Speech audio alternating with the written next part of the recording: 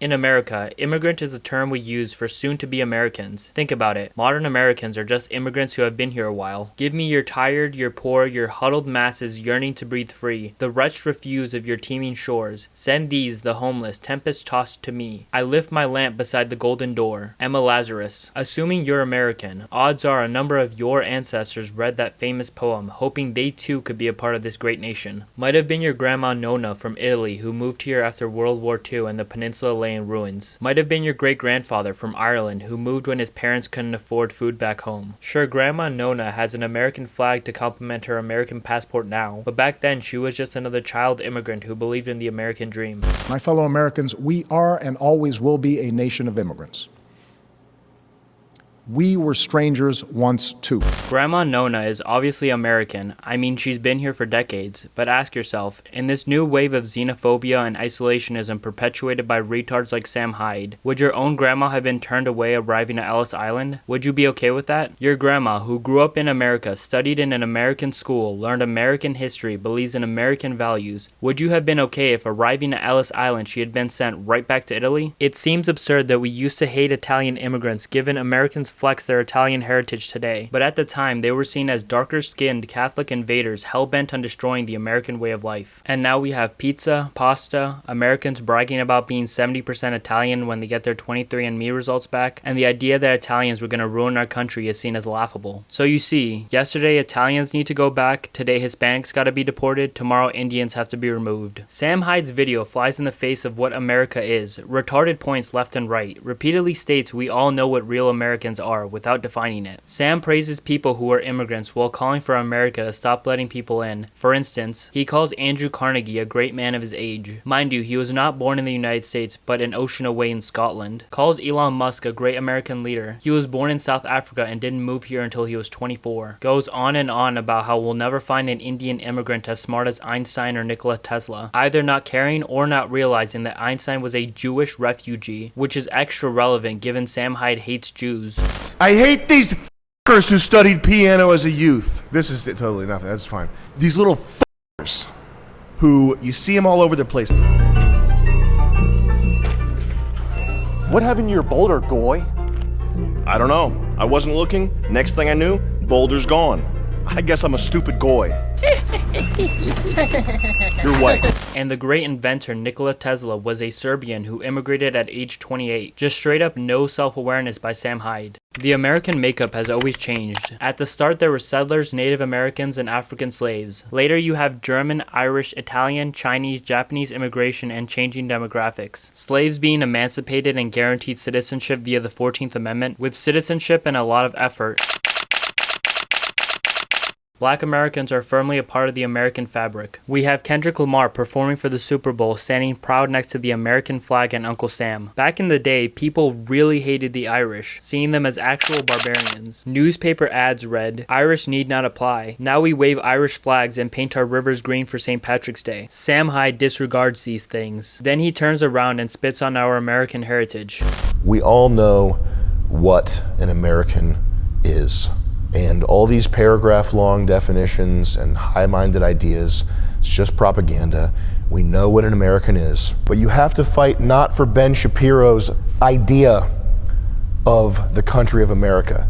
You have to fight for the American people. You're not fighting for a paragraph. You're not fighting for a set of ideas, man. Fighting for American ideals and fighting for the American people aren't mutually exclusive. They never have been. Freedom, liberty, rule of law, fairness, individualism. This is our American heritage. What we Americans strive for. But don't worry, here comes Sammy Boy to redefine it for us. To say this set of ideas isn't important. Albert Einstein said, "As long as I have any choice in the matter, I will only live in a country where civil liberty, tolerance, and equality of all citizens before the law are the rule." He spent the last 22 years of his life in the United States, which shows why America is a great country, and not because of some retarded pseudoscience notion of Americans having 1,000-year-old genetic memory. We have genetic memory, we have culture. This is not learned stuff. It's so deeply embedded in us that it carries on for thousands of years.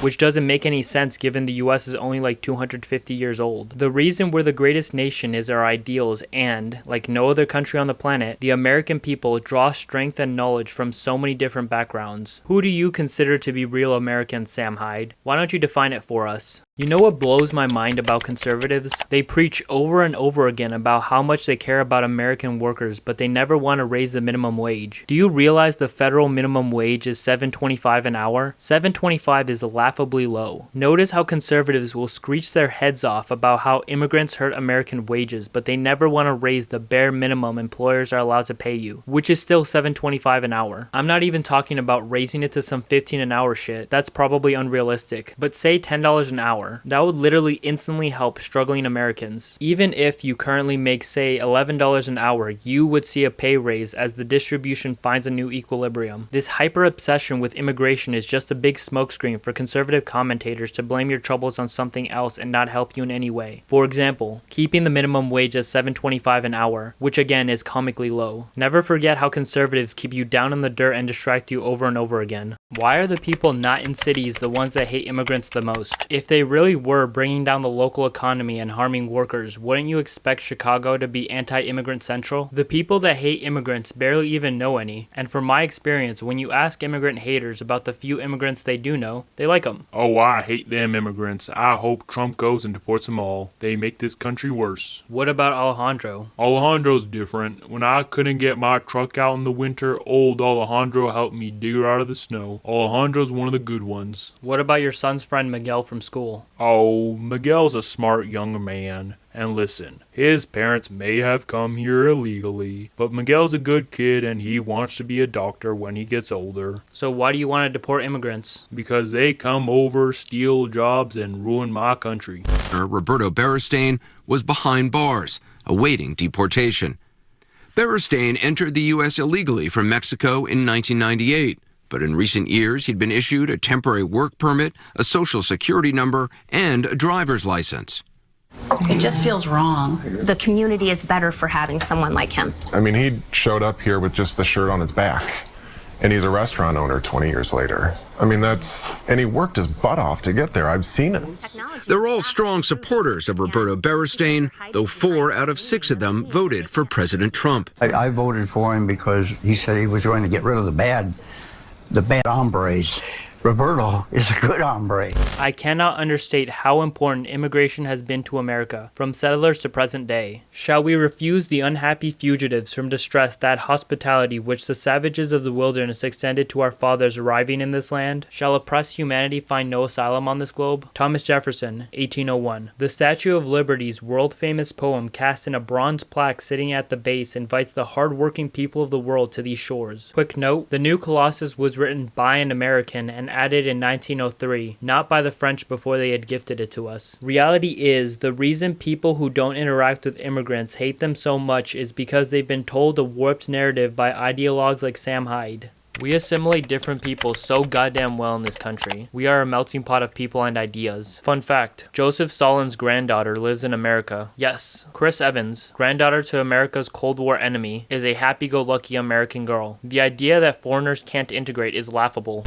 A man wrote me and said, "You can go to live in France, but you cannot become a Frenchman. You can go to live in Germany or Turkey or Japan, but you cannot become a German, a Turk, or Japanese. But anyone from any corner of the earth can come to live in America and become an American." Yes, the torch of Lady Liberty symbolizes our freedom and represents our heritage, the compact with our parents, our grandparents, and our ancestors. It is that lady who gives us our great and special place in the world. For it's the great life force of each generation of new Americans that guarantees that America's triumph shall continue unsurpassed into the next century and beyond. Other countries may seek to compete with us, but in one vital area, as a beacon of freedom and opportunity that draws the people of the world, no country on earth comes close. This, I believe, is one of the most important sources of America's greatness. We lead the world because, unique among nations, we draw our people, our strength, from every country and every corner of the world. And by doing so, we continuously renew and enrich our nation. While other countries cling to the stale past, here in America, we breathe life into dreams, we create the future, and the world follows us into tomorrow. Thanks to each wave of new arrivals to this land of opportunity, we're a nation forever young, forever bursting with energy and new ideas, and always on the cutting edge, always leading the world to the next frontier. This quality is vital to our future as a nation. If we ever close the door to new Americans, our leadership in the world would soon be lost. We draw our people, our strength, from every country and every corner of the world. 40th President of the United States, Ronald Reagan, explaining how immigrants help us prosper. Bit of a weird example, but want to see how well we integrate people? Just look at the racists. I'm serious. American racists are more multicultural than ever. At the start of the nation, with mostly British colonists, there was a hatred against the German immigrants for not being of Anglo origin. Then Irish immigration ramped up in the 1800s with groups like the Know Nothing Party targeting the Irish for not being Protestant or Anglo-Germanic. Then we get the 1882 Chinese Exclusion Act, followed by the Immigration Act of 1924, further limiting East Asian immigration. The belief being that Asians would never integrate into American culture. 18 and 1900s, Italian immigrants are targeted for being darker-skinned Mediterraneans. Quote, "There has never been since New York was founded so low and ignorant a class among the immigrants who have poured in here as Southern Italians who have been crowding our docks during the past year. Despite Germans, Italians, Irish, and more being seen at one point or another as hopelessly inferior to traditional Anglo-Americans, American nationalists of today just bunch all people from the North Sea to the Black Sea as white Europeans, and therefore okay. Once Chinese and Japanese immigrants assimilated, they got the probably well-meaning but incredibly condescending moniker of being a model minority. So what happened? The meme of white supremacists with Asian girlfriends will never not be funny to me, because it shows the stupid hypocrisy. Whites are the best. White as in English, Anglo-Germanic people, or white as in the whole goddamn continent of Europe now. And East Asian people are also cool now because they're a model minority, whatever the hell that means. It also ignores all the people from around the world who came here and became Americans. Black Americans, their ancestors forcibly brought as slaves, eventually freed, and are today an indelible part of our nation. Falling birth rates are a global problem. Every country that's in DTM-4 or higher is seeing fewer babies. In practical terms, that means the future will have less workers, less consumers, less taxpayers, and more retired old people needing expensive medical treatments / social security checks. So far, pro-natalist policies seem to do jack shit. Japan's been desperately trying to increase their birth rate since the 90s with their angel plans. Japanese parents get a lot of paid time off, generous tax cuts for each kid, the government encourages people to marry earlier, and whip up young people to move out of their parents' house. Hell, you have local governments working with and promoting dating apps to try and do something, anything. Yet their fertility rate is 1.26 kids per woman. That doesn't mean they should give up or import 1 billion Indians, but at least recognize that having young people in your country, even foreign-born young people, is super beneficial. Any young person that grows up in the US will adopt an American way of life. As adults, they'll work and pay American taxes. They'll further our country's goals and prosperity. Ramirez, why'd you join the army? Wait, shit. I was in Home Depot working, but they told me, it's like, when I get the green card, you need to join to the army. So now I'm here right now. And again, America is uniquely great at integrating foreigners. This isn't fixed by moving the goalposts of what an American is. It would be a lot easier if an American was just an Indian with an Ivy League degree. It would make this whole problem go away instantly if that worked. If you could just wave your hand and say that an American is a Guatemalan who was born here, that's an American. We wouldn't have to have this painful conversation. It would be so easy if you could do that, if it were a computer simulation.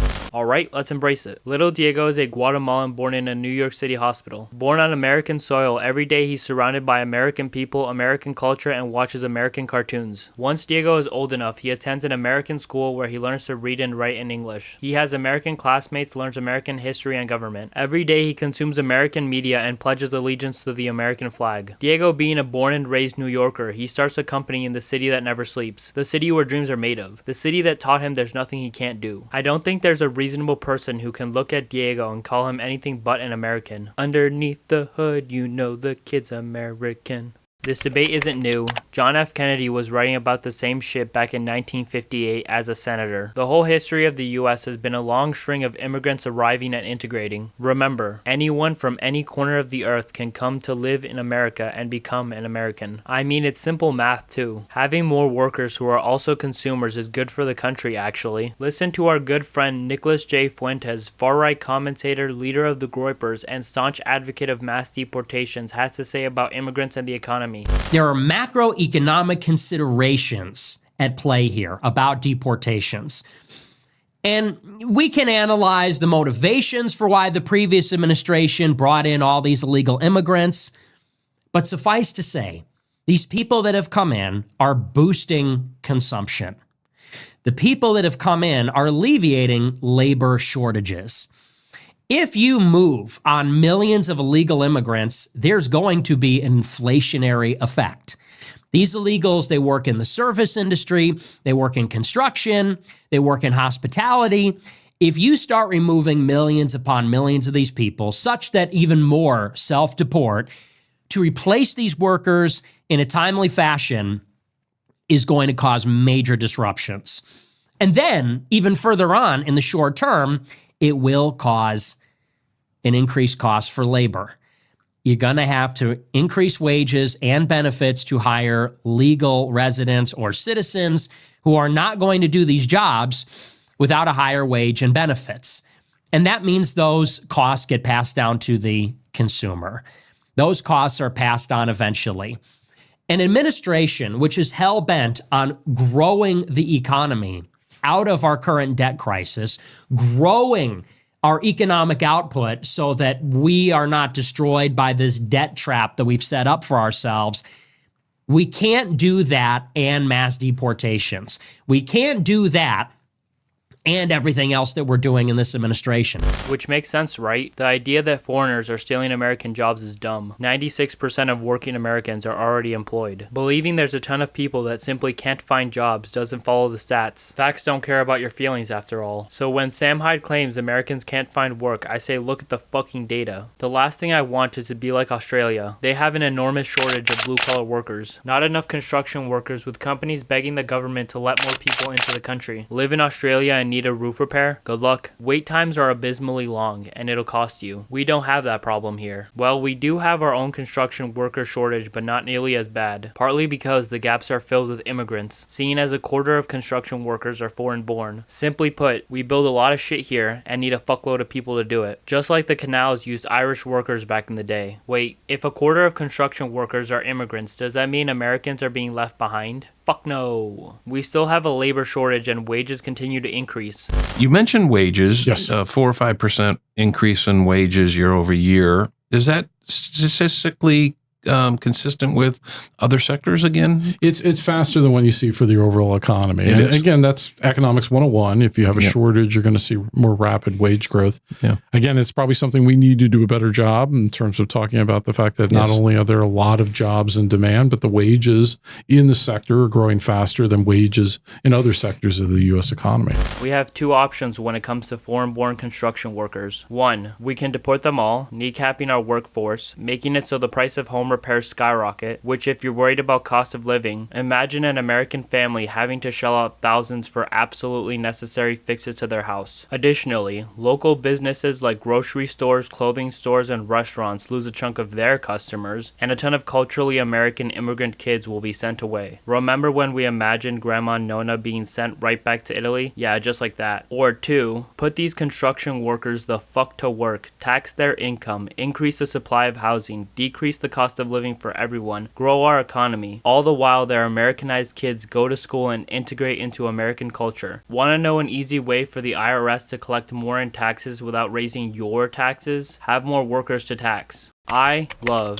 the United States of America. By and large, we do a lot of things right. As for the glue that holds Americans together, Sam Hyde, social cohesion is more than simple ethnic homogeneity. If it were truly that simple, why were the brotherly white nations of Europe at each other's throats for much of the previous 2 centuries? The Napoleonic Wars, the Crimean War, the Austro-Prussian War, the Franco-Prussian War, World War I, the Irish Civil War, World War II, the Russo-Finnish War, etc. Being ethnically similar didn't stop the European South South Slavs from genociding each other after the breakup of Yugoslavia. To this day, the ethnically homogeneous German nation-state still has tension between its east and west. The homogeneous Korean people are still technically at war between north and south. More recently, the ethnically similar Ukrainian people are fighting for their survival against invading Russians. Sam Hyde, what happened to 1,000-year-old genetic memory and built-in group preferences for every single one of these cases? Wanna know my suggestion? Leave the retarded 20th century nation-state bullshittery back in the old world.